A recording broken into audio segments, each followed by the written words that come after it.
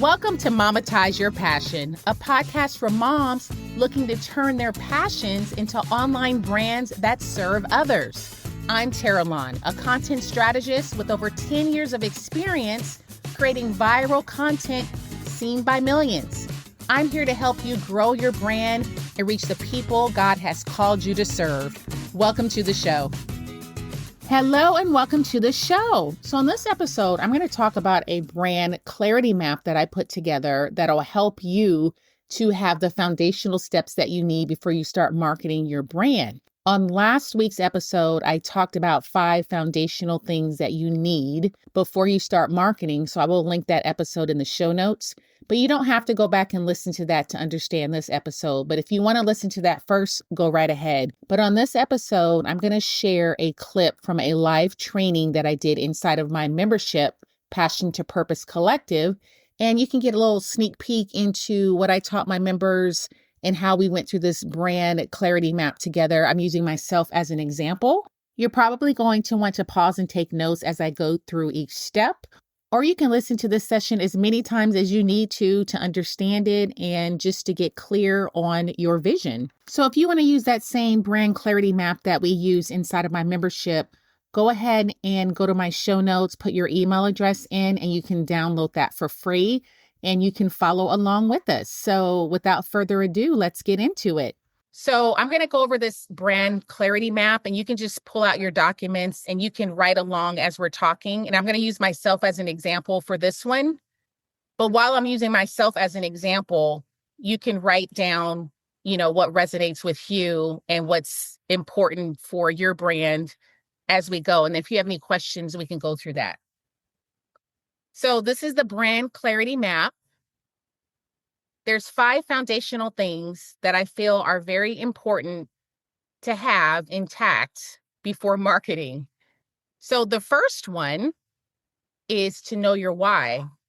And if you know your why, you can go ahead and write it down. So this is interactive. You can write as I talk, because again, I'm going to use myself as an example. So this seems so cliche, knowing why you're starting your brand or why you're pursuing a certain passion. I know it sounds very cliche, but even people who are so experienced, sometimes they have a hard time figuring out why they started their brand. And they know why they started it, but maybe all the pieces aren't there, or maybe they just haven't thought it through. So I'll just give you a little bit about my story. So my why actually started even before I was married. So more than 20 years ago, actually.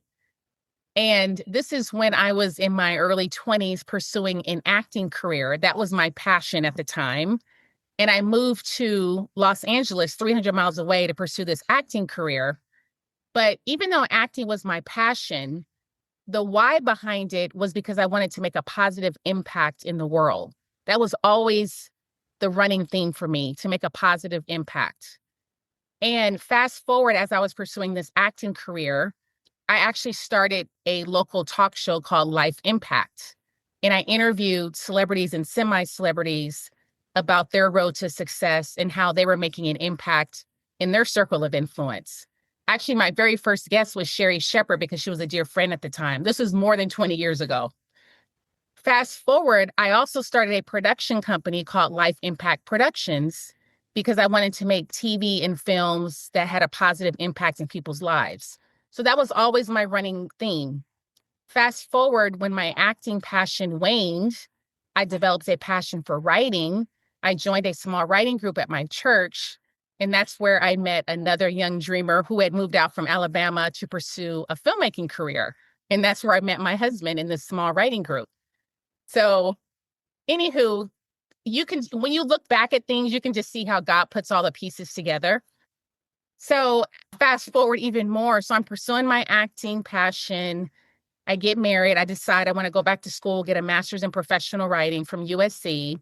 So after I graduated, I did freelance writing. I started my own blog, Tinseltown Mom, 11 plus years ago.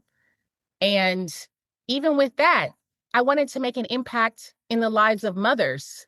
So I started that brand. I was interviewing celebrity moms about their road to success, with the hopes of helping regular moms, find their joy and just be inspired by these stories. So again, the running theme was always to make an impact in people's lives.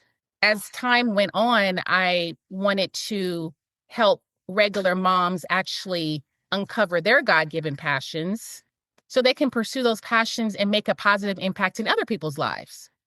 So that's where we are today. Like, my passion today is to help Christian entrepreneurs pursue their God-given passions and be seen online so they can make an impact in their circle of influence.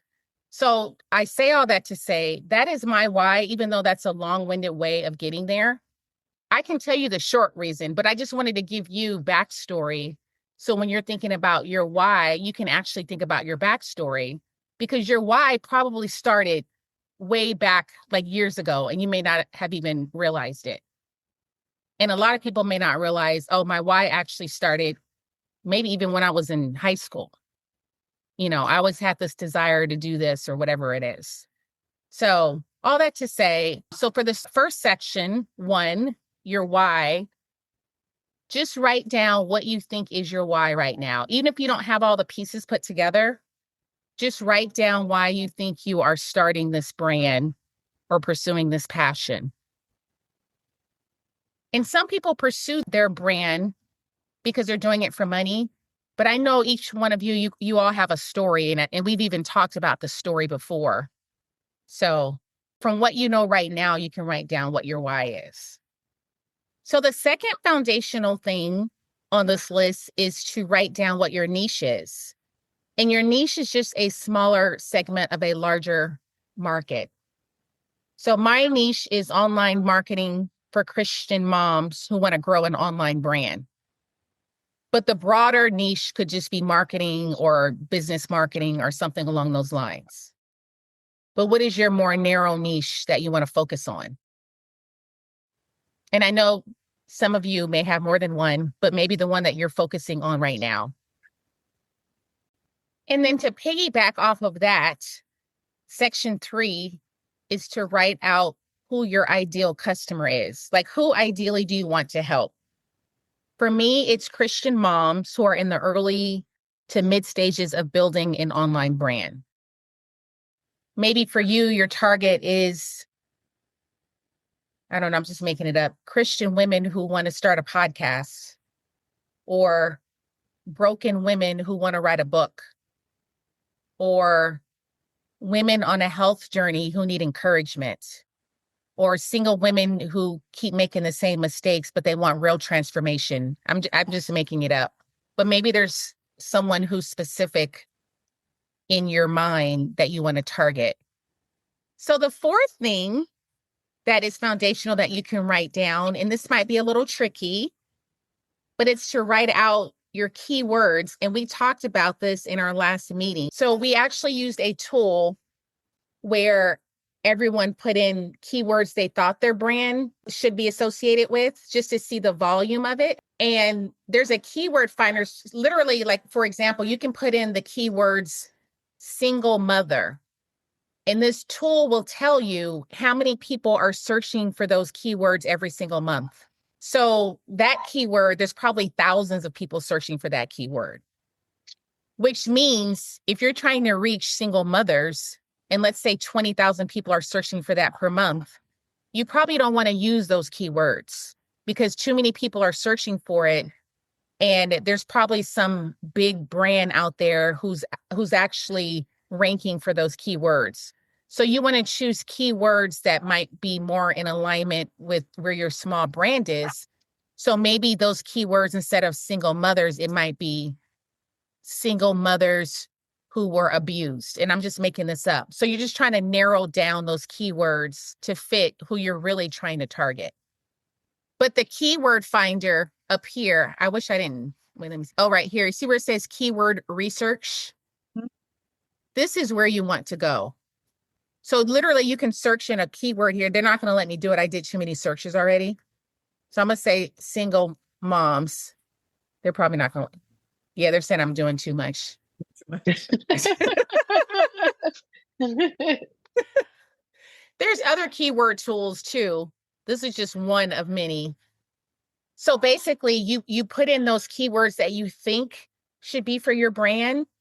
And those are the keywords that you're going to use in your marketing, because those keywords are the exact words that your target audience is searching for.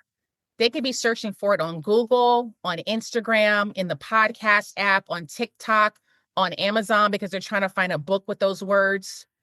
Those are the words that you should be capturing when you're marketing, because the more you use those same keywords across your platform, the more Google will rank you higher on their platform, because Google will start to see that there's a lot of platforms that are associating you with those keywords, because every single algorithm is getting so much more sophisticated that they can literally discern from your keywords who they should show your content to. So the more clarity you can get with your keywords, the more you will be discovered online on any platform. So let me just give you an example. So I'm going to go to a different browser. I'm sorry, my computer is so slow when I'm on Zoom. I'll just go to a different browser here. Firefox. So I've had different keywords over the years. Like one of my main keywords back in the day when I was really interviewing a lot of celebrity moms was actually celebrity moms, because I did rank for those words, celebrity moms.